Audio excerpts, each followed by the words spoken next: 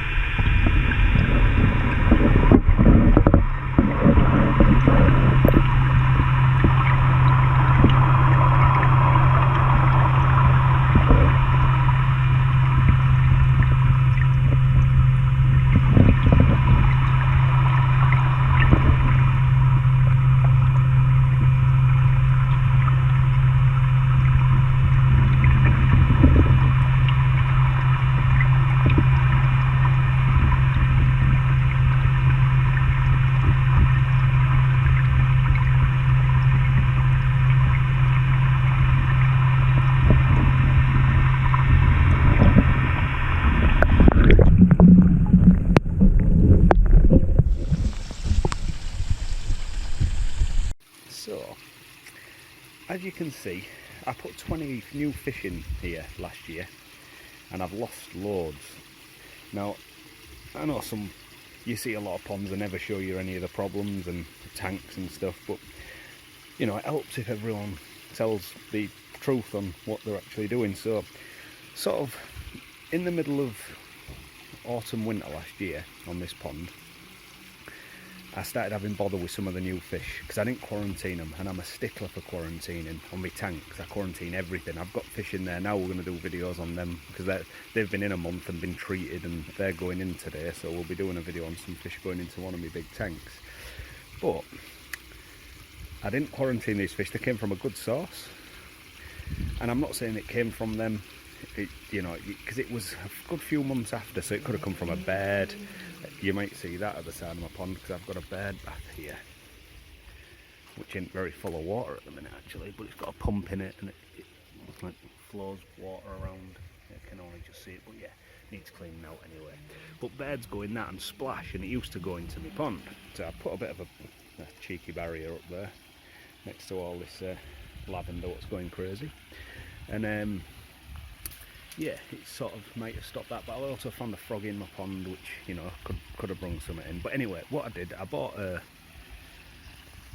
microscope, and I bought one of them, which was a cheap microscope. Well, I say cheap, about 80 quid I think it was. Comes with all the kit, everything you need. It actually works really well. Comes with a camera as well. You get a couple of lenses and an actual camera. Oh, there, that's what I was going to point out. So you can actually just plug it into your computer. For the money, very good. Well, what happened with that was, I found flukes, skin and gill, on some of my fish, and I started to lose them, and I believe I've been losing them through secondary infection. But because it was winter, when I actually got round to dealing with it, I had a bad time dealing with it, because obviously it's a pond, there's a lot of stuff in there, and a lot of the treatments don't work in cold weather. So anyway, we're going to go back outside now anyway. So the issue I had was trying to treat the flukes without, because obviously I had to treat every fish in there and the pond. So what I did was, in the end I got some medicine, which I'll show you in a sec, and I think I've dealt with it because I've had no new infection or no issues. I have still got 2, which you might have seen, and there's a big white one which I don't think is going to make it. It's got, I assume it had skin flukes on its tail and it's had to weight it, and it's like back end's just rotting away. I've been trying all sorts on it, iodine, Lincolnshire purple, I've had propolis on it, I've had it out many times and been treating it, and they just don't seem to be getting better. All the ones what I've had like the secondary infection, I've tried bacterial treatment in the full pond, you know, methylene blue, malachite green, you know, with formaldehyde, all that sort of stuff. Tried everything, but everyone what's had that secondary infection has died. So I've lost quite a lot of fish, which is heartbreaking. I hate that, but it's part of the, you know, part of the hobby, innit? What can you do? So, but as you can hopefully see, my water quality and everything, cleanliness anyway, is perfect. Well, I think it is. I ain't looked at that video yet, but I can see the bottom clear as day from here. So I'm assuming that it's fine. And the actual water tests are all really good as well. I've got no ammonia, no nitrite, a little bit of nitrate, real little bit, but my water up the tap and everything's high in nitrate. This area where I live is, so that's just part of the deal here. It does go down as I leave it, because this lily really ravs some of that out. And my shower filter, which we're going to just go and have a look at now. Oh, I've done a new electric box, look. I've got a new one. It's got a door which shuts. And as I was saying before I run out of memory on my phone, I've built a new box. Just a lot better, bigger. Don't have to crouch down to deal with anything.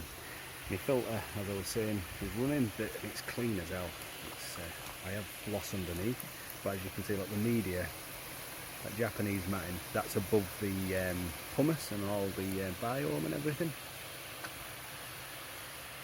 It's all just, this literally, the sieve and the filter floss just take everything out, and I don't have to replace the filter floss often, every 2 or 3 weeks, and it works like a charm. So that's all going good. So my water quality is really good, but I say, fighting off parasites, I think I've fought the parasites off. I've scraped the fish a good few times since. I give it 2 doses of this stuff. So Vetarc Fluke Solve.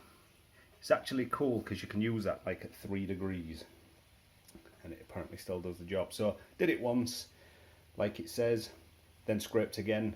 Only found 1 dead fluke, whereas the first time I found live flukes, which again I might splice into the video.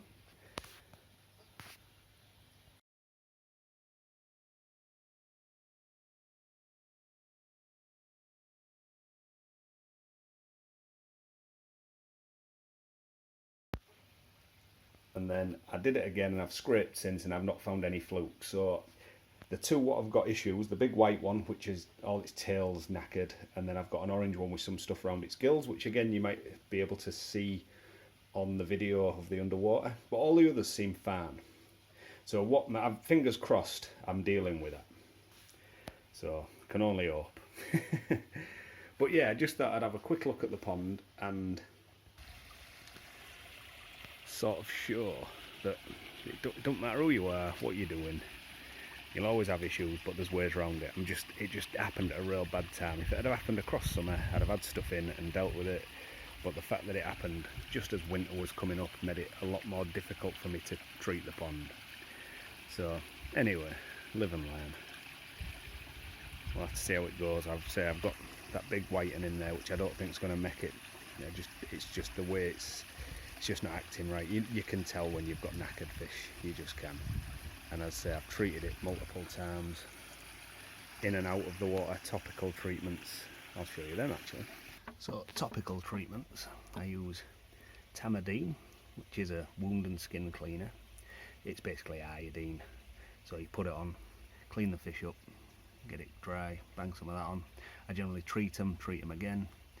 That's the same. It's got an horse on it, but Lincoln Purple. It's just an antiseptic, very similar to iodine. And then once I've cleaned the wounds and put that stuff on, I often put a bit of propolis on. It seals it up, makes it all waterproof, so it doesn't just wash off the second it goes back in the pond. Now, what I generally do is this big tub here. It's shallow, but it's pretty big. Fill up with pond water. I have a flannel that I wet with pond water, and like a microfiber cloth, which goes over the fish's eyes and head if you're not dealing with anything in that area, and that generally stops it from flapping around and going mental. And then just treat the wound as best you can. Pull out any dead scales, because dead scales come off just by rubbing them. You'll always find it. live scales don't come off easy, but dead scales really easy. And I'm just hoping, as I say, that the two water will pull through, but I don't think the white one will. The orange one, with its stuff on its skill, seems fine. Swimming everything, it maybe looks like it's healing up a little bit. But anyway, thanks for watching. Bye.